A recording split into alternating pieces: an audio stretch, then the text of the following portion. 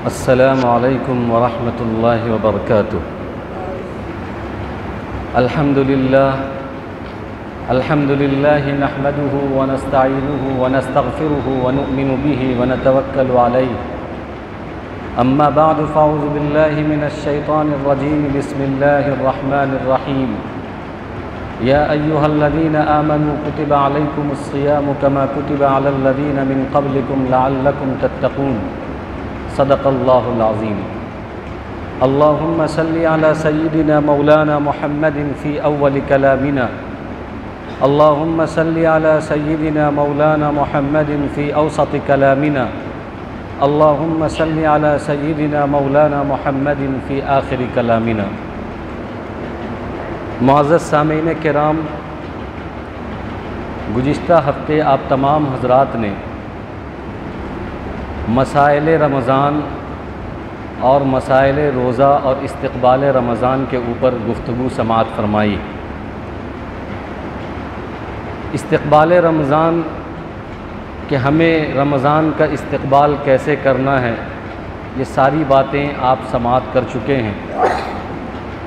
और गुफ्तगू ये चल रही थी कि माज़ूरीन जो माज़ूर हैं, जो रमज़ान में रोज़ा नहीं रख सकते हैं, वो लोग कितने हैं और उनके क्या अहकाम हैं, इस पर इंशाअल्लाह गुफ्तगू आज आपके सामने रखी जाएगी। बुनियादी तौर पर आप ये समझें कि रमज़ान के महीने में जो बेसिक इबादत है, बेसिक अमल है, जो हर कोई करता है और हर किसी को करना चाहिए, हर मुसलमान को करना है और हर मुसलमान को करना चाहिए, वो दो अमल है, दो इबादत है। एक है क़ियामुल लैल और दूसरा है सौमुन नहार, यानी रात की तरावी और दिन का रोज़ा। ये रमज़ान के महीने के दो बुनियादी आमाल हैं जो हर किसी को करना है और करना चाहिए। अगर कोई शख्स सिर्फ़ रोज़ा रखता है, तरावी नहीं पढ़ता, तरावी पढ़ता है, रोज़ा नहीं रखता, तो रमज़ान के इस अमल के अंदर कटौती कर रहा है। और यहाँ पर हम अपने जहन को अच्छी तरीके से साफ़ कर लें कि जैसे रोज़ा हम सब मर्दों के लिए है और हम सब मर्दों पर फ़र्ज़ है, हम सब औरतों पर फ़र्ज़ है, ऐसे ही तरावी भी हम सब मर्दों के लिए है और हम सब मर्दों के लिए सुन्नत मुअक्कदा है, तो औरतों के लिए भी सुन्नत मुअक्कदा है। हमारे समाज के अंदर ये चलता है कि मर्द तो किसी तरीके से कहीं ना कहीं तरावी पढ़ लेते हैं, लेकिन हमारी औरतों में तरावी पढ़ने का एहतमाम नहीं होता या वो उनको ज़रूरी नहीं समझते हैं। हालांकि ऐसा नहीं है, अहकाम दोनों के लिए है, मर्द के लिए भी है, औरत के लिए भी है। रमज़ान का महीना दोनों के लिए है, मर्द के लिए भी है, औरत के लिए भी है। तो फिर रमज़ान की जो इबादत है, तरावीह और रोज़ा, ये भी दोनों के लिए बराबर है। ऐसा नहीं है कि मर्दों को करना है, औरतों को नहीं करना है। तो इसलिए ज़रूरी ये है कि हम तो मस्जिदों में तरावी अल्हम्दुलिल्लाह अदा करते हैं, तो हम अपने घर में जाकर अपनी औरतों को भी तरावी पढ़ने का एहतमाम करवाएं और उनका इंतज़ाम भी करें। अगर मुमकिन है कि वो जमात से तरावी पढ़ सकती हैं, पर्दे के साथ तरावी अदा कर सकती हैं और गैर महरम उनके साथ शामिल ना हो, और अगर गैर महरम हैं तो पर्दे का, हिजाब का और दीवार का एक ख़ास ख्याल रखा गया हो, तो वो जमात से तरावी अदा करें। और अगर ये मुमकिन नहीं हो सकता है तो कम अज़ कम तन्हा अकेले अकेले फ़र्दन फ़र्दन जो है अपनी 20 रकत तरावी सूरह तरावी के साथ वो अदा करें। तो खैर, रमज़ान की दो बुनियादी इबादत, दो बुनियादी काम, दिन का रोज़ा और रात की तरावी, ये दोनों काम और ये दोनों इबादत, ये दोनों अमल हदीस के अंदर अल्लाह के नबी सल्लल्लाहु अलैहि वसल्लम ने इरशाद फरमाया है। हदीस के अंदर है कि मन सामा रमज़ान ईमानन वहतिसाबन गुफ़िर लहू मा तक़द्दम मिन ज़ंबिही, कि जो शख्स ईमान और इखलास के साथ, अक़ीदे और इखलास के साथ रमज़ान के महीने का रोज़ा रखता है और तरावी पढ़ता है, तो उसके सारे पिछले गुनाह अल्लाह माफ़ कर देता है। उसके सारे के सारे पिछले गुनाह माफ़ हो जाते हैं। और दूसरी हदीस के अंदर अल्लाह के नबी सल्लल्लाहु अलैहि वसल्लम फरमाते हैं कि मन सामहु व कामहु खरज मिन ज़ुनूबिही कयौमिन वलदतहु उम्मुहु, कि जो शख्स रमज़ान का महीना उसमें रोज़ा रखे, तरावी पढ़े, तो वो ऐसा ही है जैसे कि उसकी माँ ने उसको अभी जना हो। यानी वो मासूम बच्चा जो पैदा होता है उसके खाते में कोई गुनाह नहीं होता है, उसके खाते के उसका खाता बिल्कुल साफ़ होता है, उसका दिल बिल्कुल साफ़ होता है, उसके खाते में कोई गुनाह कोई मासियत नहीं होता। तो अल्लाह के नबी सल्लल्लाहु अलैहि वसल्लम फरमाते हैं कि ईमान और इखलास के साथ अगर कोई रोज़ा रखता है, तरावी पढ़ता है, तो उसके सारे गुनाह माफ़ हो जाते हैं। वो ऐसा हो जाता है जैसे कि एक दिन का पैदा हुआ बच्चा, वैसा हो जाता है। इसलिए हम दोनों काम करें, रोज़ा भी रखें। रोज़ा कैसे रखना है वो गुज़िश्ता हफ्ते आपने समाअत किया कि रोज़ा हमें कैसे रखना चाहिए, उसके आदाब क्या है। हमने आपको कहा कि एक रोज़े का जिस्म है, और रोज़े का रूह है। रोज़े के रूह को भी रखें और रोज़े के जिस्म को भी दुरुस्त रखें, तब जाकर हमारा रोज़ा होगा। और तरावी का भी एहतमाम करें और तरावी पढ़ें। अगर हम तरावी नहीं पढ़ते हैं तो इसका मतलब ये है कि रमज़ान के महीने की हमने आधी इबादत की कटौती कर दी है, आधी इबादत हमने ख़त्म कर दी। क्योंकि ये जब दोनों मिलता है, रोज़ा और तरावी, तब जाकर बनता है रमज़ान। रमज़ान में आप सारी इबादतें करते हैं, तिलावत कर रहे हैं, बहुत अच्छी बात है, बहुत सवाब होता है। ज़िक्र व अस्कार कर रहे हैं, बहुत सवाब का काम है। आप नवाफिल पढ़ रहे हैं, बहुत सवाब का काम है। आप दुआएं कर रहे हैं, इस्तिग़फ़ार कर रहे हैं, बहुत सवाब का काम है। लेकिन असल जो है वो दो बुनियादी इबादत है, वो है रोज़ा और दूसरा है तरावी। अगर कोई शख्स तरावी के अंदर सुस्ती करता है, गफलत करता है, एहतमाम नहीं करता, एक दिन पढ़ता है दूसरे दिन नहीं पढ़ता, तो इसका मतलब ये है कि वो सारी इबादत तो कर रहा है लेकिन जो मेन और बुनियादी बेसिक इबादत है रमज़ान की वो नहीं कर रहा। इसलिए हमारे बहनों की, हमारी माँओं की, हमारी औरतों की और हम मर्दों की, दोनों की बराबर सराबर ये जिम्मेदारी है कि हम रोज़ा भी रखेंगे, तरावी भी पढ़ेंगे। बस मर्द मस्जिद में आकर तरावी पढ़ेंगे और औरतें अपने घर में अगर जमात के साथ पर्दे का एहतमाम होकर हो सकता है तो घर पर अदा कर लें, वरना वो अपनी तनहा तरावी पढ़े सूरह तरावी के साथ, लेकिन पढ़ना है, हर हाल में पढ़ना है। अब यहाँ पर हम वो मौजू आपके सामने रखते हैं जहाँ पर गुज़िश्ता हफ्ते हमने अपनी बात को ख़त्म की थी कि माज़ूरीन के अहकाम, कि रोज़ा हर हाल में मुसलमान को, मर्द औरत आकिल बालिग मुसलमान को रखना है। लेकिन कुछ लोग ऐसे भी हैं जिनको शरीयत ने इजाज़त दी है, रुख्सत दी है कि वो रोज़ा नहीं रख सकते हैं। मैंने आपके सामने सबसे पहले ये कहा था कि जो लोग मरीज़ हैं, मरीज़ का मतलब ये है कि ऐसा मर्ज़ कि वो मर्ज़ बढ़ जाए या मर्ज़ ठीक ना हो या जान के जाने का खौफ हो या किसी आज़ा के नुकसान होने का खौफ हो, ये मर्ज़ अगर है मर्ज़ शरई, तो फिर वो रोज़ा छोड़ सकता है, बाद में उसकी क़ज़ा रखेगा। ये मतलब नहीं है कि थोड़ा सा खांसी आ गया, थोड़ी सर्दी हो गई, थोड़ी सी बुखार आ गई और थोड़ी सुस्ती आने लगी और थोड़ा सा बदन में दर्द है, थोड़ा सर में दर्द है, पेट में दर्द है, तो हम बीमार हैं, मरीज़ हैं, शरीयत ने इजाज़त दी है कि हम रोज़ा छोड़ दें। नहीं, ऐसा मर्ज़ जो मर्ज़ के आदमी की जान ले ले, ऐसा मर्ज़ जो मर्ज़ के रोज़ा रखने से कभी सही ना हो, ऐसा मर्ज़ कि रोज़ा रखने से वो मर्ज़ बढ़ जाए, उसमें ताख़ीर हो सही होने में, तो फिर उलमा ने ये मसला लिखा है कि ऐसे मरीज़ को रुख्सत है कि वो रोज़े की क़ज़ा बाद में करेगा।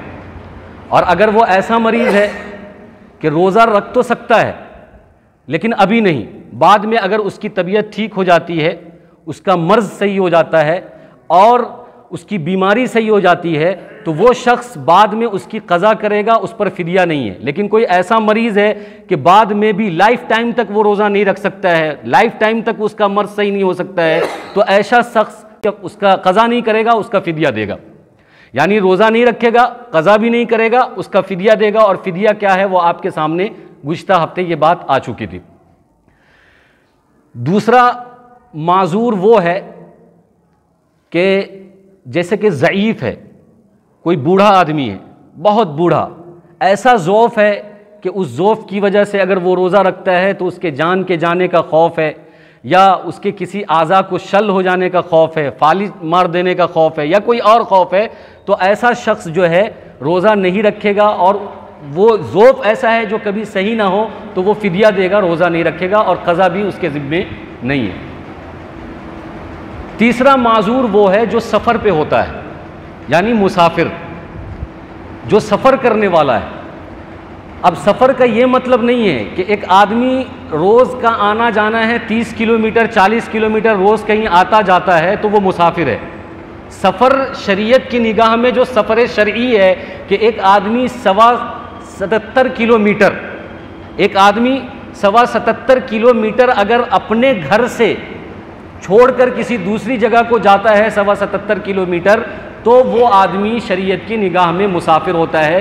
तो सफ़र चाहे दूर का हो लेकिन वो 77 किलोमीटर का होना चाहिए कम अज़ कम, या करीब का हो, वो पैदल सफ़र कर रहा हो, या प्लेन से सफ़र कर रहा हो, या ट्रेन से सफ़र कर रहा हो, या किसी और सवारी से सफ़र कर रहा हो, लेकिन वो 77 किलोमीटर का सफ़र कर रहा है, या किसी और पैदल ही वो सफ़र कर रहा है, और उसको सफ़र में मुशक्क़त है या मुशक्क़त नहीं है, उसको परेशानी सफ़र में हो रही है या परेशानी नहीं हो रही है, उसका सफ़र जायज़ चीज़ों के लिए है या नाजायज़ चीज़ों के लिए। मसलन कोई आदमी उम्रे का सफ़र कर रहा है और कोई आदमी डाका डालने का सफ़र कर रहा है, तो शरीयत की निगाह में सफ़र के अहकाम दोनों पे लागू होंगे। 77 किलोमीटर का सफ़र कर रहा है तो वो शरीयत की निगाह में मुसाफिर है।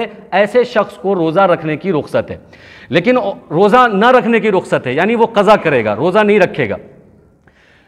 ऐसे ही वो आदमी जो सफ़र तो कर रहा है, तो उलमा ने ये लिखा है कि अगर कोई आदमी ऐसी जगह पर सफ़र कर रहा है कि उसको कोई परेशानी नहीं है, उसको सारी सहूलत मिल रही है, ना उसको सफ़र का थकान है, ना मुसीबत है, ना कोई परेशानी है, कुछ भी नहीं है, इसलिए कि अरबी का एक मकूला है कि अस्सफ़र का सक़र, कि सफ़र वो जहन्नम के मानिंद होता है, आग के अंगारे के मानिंद होता है। ये अरबी का एक मकूला है कि सफ़र जो है जहन्नम और आग के अंगारे के मानिंद होता है।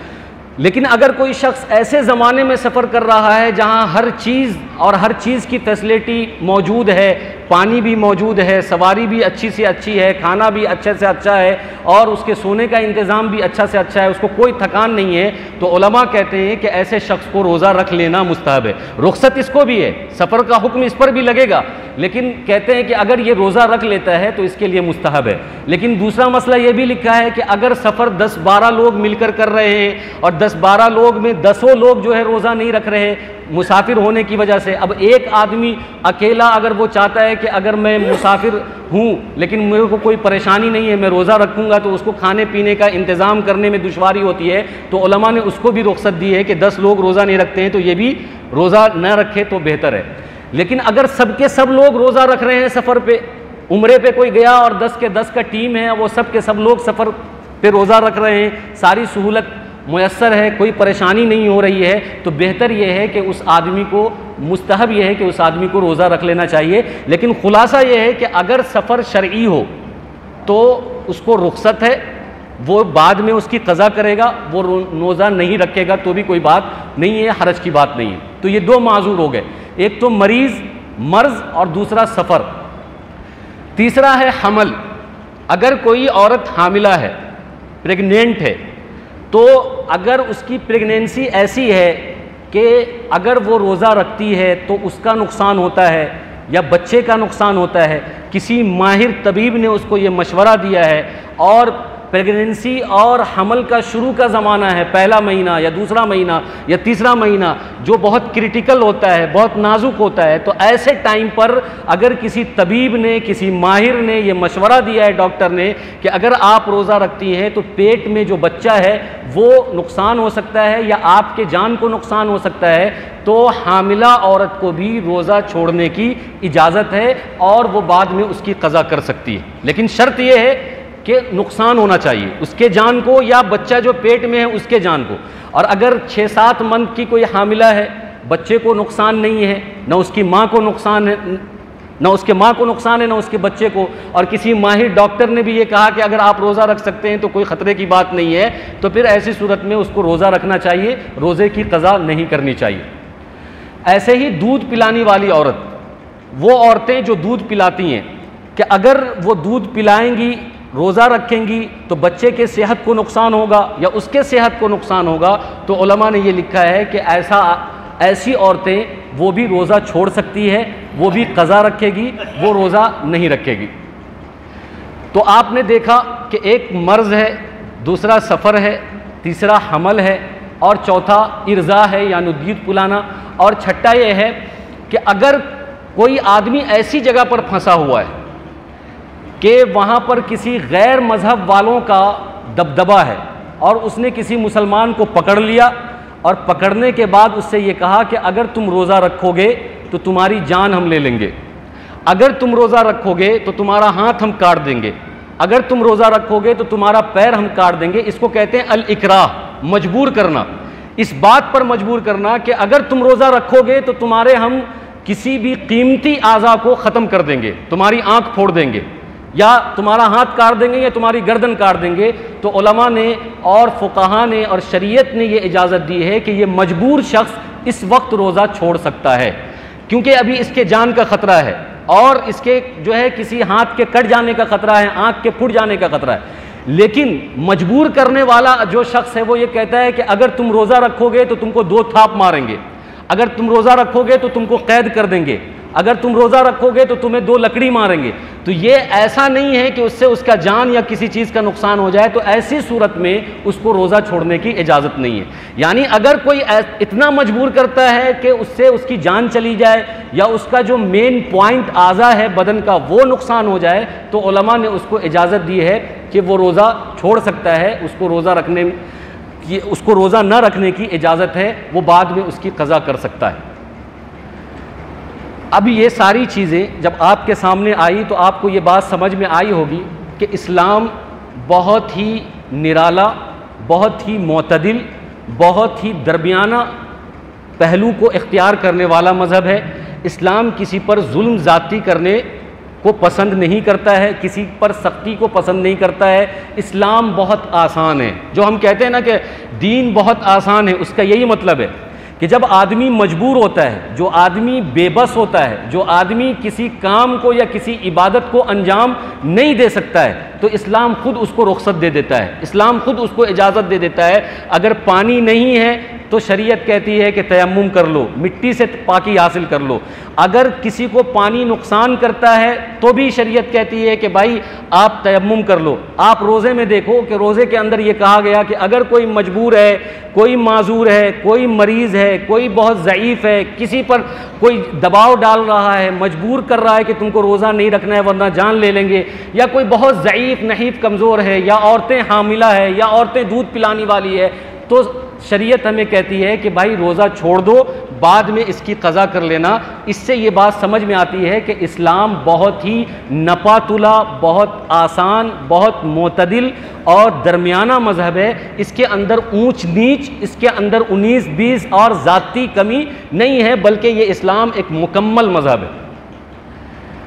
अब ये सारे मसाइल के बाद आपको ये बात समझ में आएगी कि हमारे यहाँ जो कुछ लोग मज़दूर टाइप के होते हैं, जो रिक्शा चलाते हैं या ठेला खींचते हैं या सब्ज़ी फ़रोश होते हैं, या जिनको जो है कुली और हमाली का काम करते हैं, बोझा उठाने का काम करते हैं, स्टेशनों पे या खेत खलियान में किसान का काम करते हैं, और मई जून का और अप्रैल का महीना रमज़ान का हो, तो अब वो कहते हैं कि हम तो बेबस हैं, हम तो मजबूर हैं। क्यों? इसलिए कि हम कुली मजदूरी वाला काम करते हैं। लेकिन आपने देखा कि माजूरीन की जो लिस्ट मैंने आपके सामने रखी है उसमें ये लोग नहीं आते हैं। माजूरीन की लिस्ट में वो लोग आते हैं कि जिनको इतनी प्यास लगे कि उस प्यास की वजह से उसकी जान चली जाए तो रोज़ा उसको छोड़ना है, इतनी भूख लगे कि उस भूख की वजह से उसकी जान चली जाए तो रोज़ा छोड़ सकते हैं, बाद में उसकी क़ज़ा है। और ऐसी बीमारी है या ऐसी थकान है कि उससे उसकी जान चली जाए तो रोज़ा छोड़ सकते हैं। एक आदमी का रोज़ का मामूल है, रोज़ का काम करना है कि रोज़ उसको खेत में जाना है, रोज़ उसको कुली मजदूरी करना है, रोज़ उसको ठेला चलाना है, रोज़ उसको जो है रिक्शा चलाना है, रोज़ उसको बोझा उठाना है। अब वो कहेगा कि हम तो मजबूर हैं, हम तो माजूर हैं, हम तो ऐसा नहीं कर सकते हैं, तो जान लीजिए कि उसके लिए इजाज़त नहीं है। अगर होता तो शरीयत खुद कहती, कुरान खुद कहता, क्योंकि कुरान ने खुद माजूर का एक लिस्ट, मजबूर का एक लिस्ट नाफिज किया है। मजबूर और माजूर का एक लिस्ट बताया कि फमन कान मिनकुम मरीदन औ अला सफरिन फ़इद्दतुम मिन अय्यामिन उखर, कि तुम में अगर कोई मरीज़ है, कोई मजबूर है, कोई सफ़र पर है, कोई मुसाफिर है, तो उसके लिए रोज़ा को छोड़ने की इजाज़त है। तो ऐसे लोग, जो लोग कुली मजदूरी वाला काम करते हैं, भारी भरकम काम करते हैं, बोझा उठाने वाला काम करते हैं, धूप में उनका काम होता है, अगर वो ये हीला और बहाना और मसला बताते हैं कि हम नहीं रख सकते, तो इसका मतलब ये है कि वो आदमी जो है शरीयत से भाग रहा है और शरीयत के अहकाम को छोड़ रहा है। हाँ, अगर वाकई उसको ऐसा लगता है कि अगर हम काम करेंगे और रोज़ा रखेंगे तो हमारी जान चली जाएगी, तो रोज़ा छोड़ सकता है। लेकिन उसको ऐसा लगता है कि अगर हम रोज़ा रखेंगे और काम करेंगे तो बहुत थकान होगी, तो रोज़ा नहीं छोड़ेगा, क्योंकि वो थकान वाला काम पहले ही से कर रहा है। तो थकान होने की वजह से वो रोज़ा नहीं छोड़ेगा, भूख लगने की वजह से वो रोज़ा नहीं छोड़ेगा। हर रोज़ेदार को भूख लगती है, हर रोज़ेदार को प्यास लगती है, हर रोज़ेदार को जो है थोड़ी बहुत परेशानी होती है, हर रोज़ेदार को गला सूखता है, हर रोज़ेदार का जो है थोड़ा बहुत टेम्परेचर उस वक्त हाई हो जाता है, या उसको एक थकान सी होती है और उसका बदन भारी हो जाता है। लेकिन जो मजदूर होगा, जो धूप में काम करेगा, उसको ज़्यादा होगा,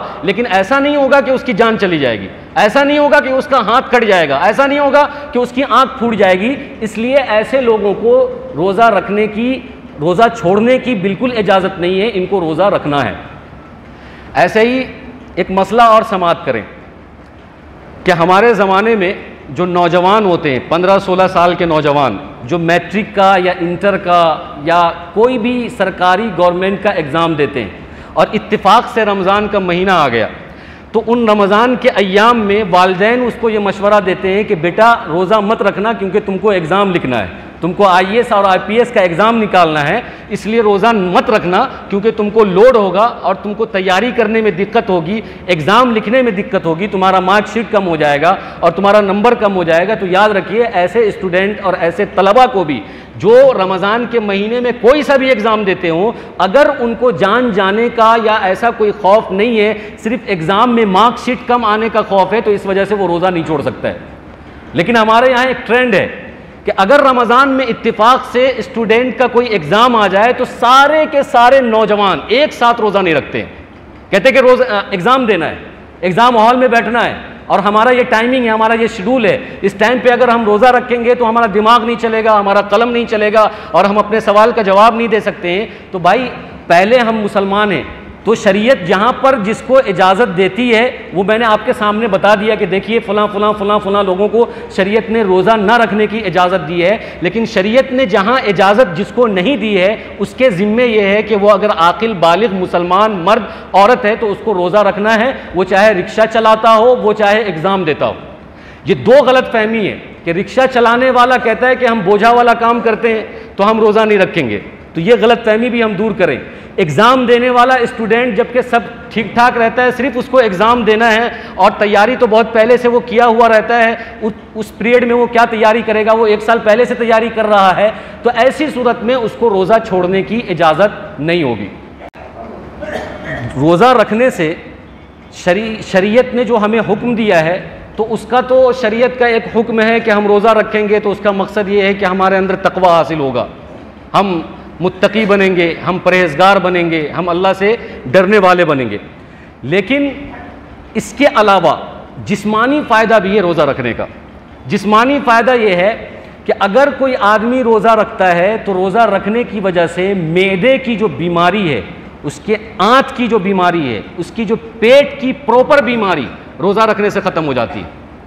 ये मेडिकल ने भी इसको साबित किया है, साइंस ने भी इसको साबित किया है। अरबी में एक रिसाला आता है अर्रायद, जो अरबी में आता है, उसमें एक रिपोर्ट लिखी हुई है कि अमेरिका के 2 डॉक्टर, एक डॉक्टर, दोनों डॉक्टर ने इस बात को साबित किया है कि मैं साल में 1 महीना रोज़ा रखता हूं और मैं अपने फैमिली को भी कहता हूं, अमेरिका का है, मुसलमान नहीं है वो, या यहूदी होगा या ईसाई होगा, उसने ये कहा है कि मैं रमज़ान नहीं, किसी भी महीने में, यानी 12 महीने में 1 महीना मैं रोज़ा रखता हूँ और अपनी फैमिली को भी ताकीद करता हूँ कि रोज़ा रखे।